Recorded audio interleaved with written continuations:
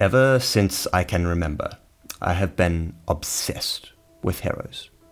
The idea of being able to be that one person who gets to save people.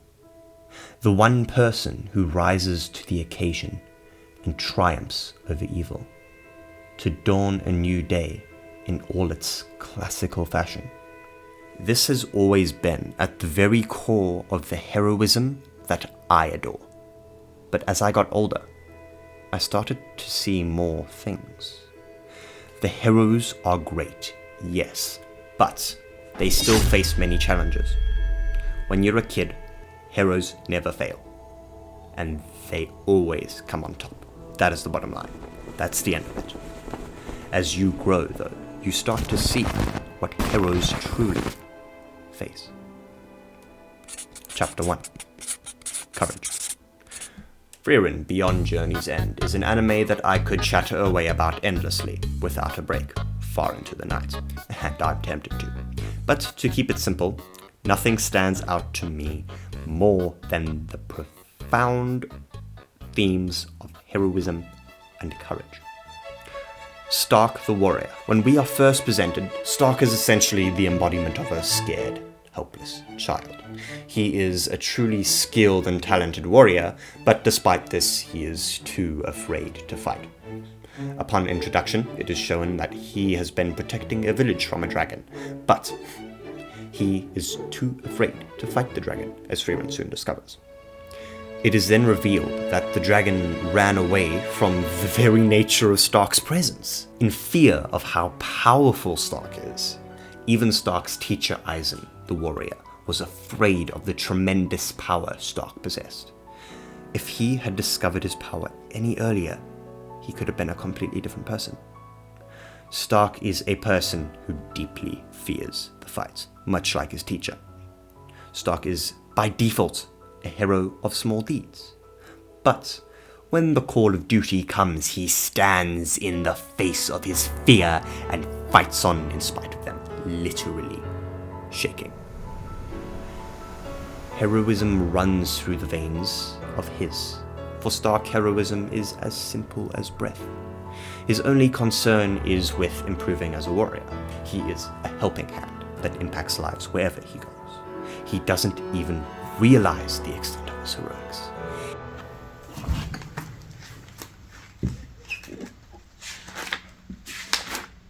I wanted to do something a little bit more freeform for the next section of the video, wherein I talk about Himmel, because you see, in Frieren we are presented with two heroes, not one. We have Stark, who I've just been talking about, and Himmel.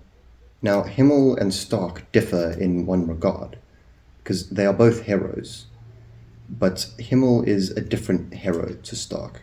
See, Himmel is a guy who made himself into a hero. He worked his way up the ladder, and eventually people accepted him as a hero, despite the fact that he wasn't predestined to be a hero. We are shown that in the show, that there is this hero's sword, and he does not get given the right to wield the sword, so he uses a replica, a fake. And we could go and simply say, okay, well then Himmel's not a real hero. He's just a guy that happened to get lucky and happened to become a hero. But that's not fair, because he put in the work. He did the hours. Himmel is, to me, an example of a different type of hero.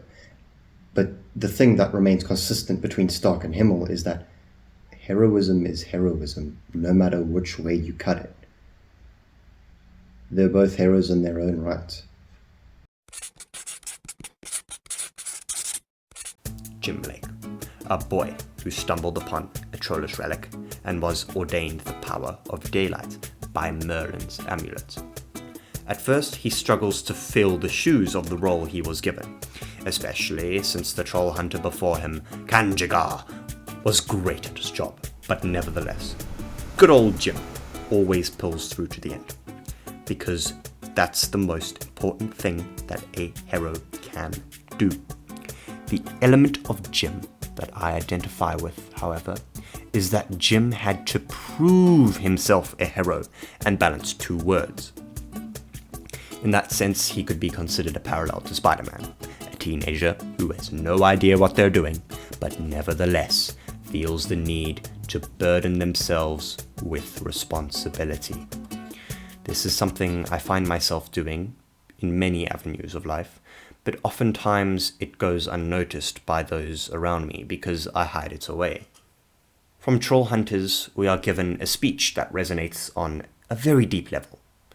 One of the lines of which is, what feels as a burden pushing down on our shoulders is truly the sense of purpose, which will lift us to new heights. This is something that I've always felt speaks a lot of truth. Jim is constantly burdened with duty, but never once does he falter, and never once does he compromise. This is truly symbolic of the nature of a hero. The hero does not feel a burden as a burden, but rather feels it as their sense of purpose. This is the reason they are the way they are. Even if everyone around him doesn't see eye to eye, which is often the case as he fights with, Vendel a lot. However, at the end of the day, Jim rises to the occasion as the troll hunter and does the job he was called to do. And that, in my opinion, is what makes him a true hero. Chapter 3. Expectations. This one feels entirely inevitable to talk about.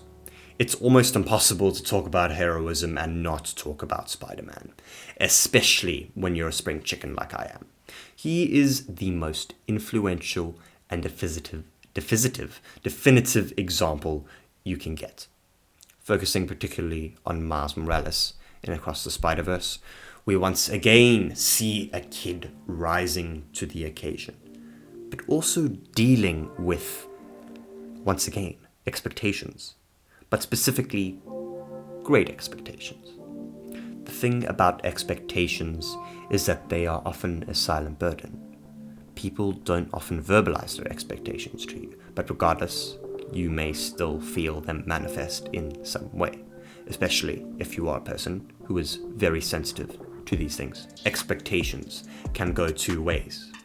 If expectations are too high, you feel like shit because you couldn't meet them. At the same time, if someone's expectations are too low, you, also feel like shit because you feel bad that someone's expectations of you are low. The other problem is that a high expectation is often a low expectation, something that is particularly painful. This is no better seen than in Spider-Man Into the Spider-Verse. At a pivotal moment, it is shown that all of the characters lose faith in Miles' abilities, and he is weighed down by that. Because on the surface, it seems like the others have expectations that are far too high. Miles was still learning at that point.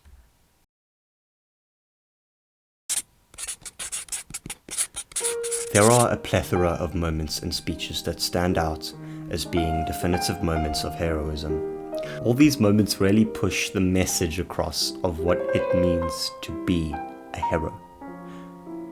But I think nothing brings the message home better than the speech given to us in Troll Hunters Tales of Arcadia.